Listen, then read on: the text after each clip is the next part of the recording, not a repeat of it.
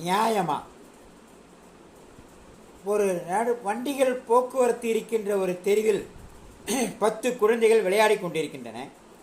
ஒரே ஒரு குழந்தை மட்டும் தனியாக பிளே கிரவுண்டில் விளையாடி கொண்டிருக்கிறது. வேகமாக ஒரு லாரி வந்து கொண்டிருக்கிறது.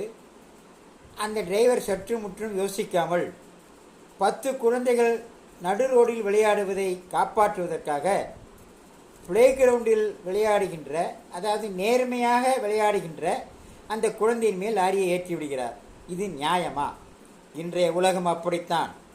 10 நேர்மையற்றவர்களை காப்பாற்றுவதற்காக ஒரு நேர்மையானவர்கள் தண்டிக்கப்படுகிறார்கள்.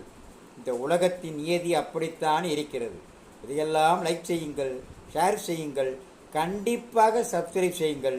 எல்லோரும் தெரிந்து கொள்ளட்டும். எல்லா புகழும் பெரியாண்டவனுக்கே. நன்றி.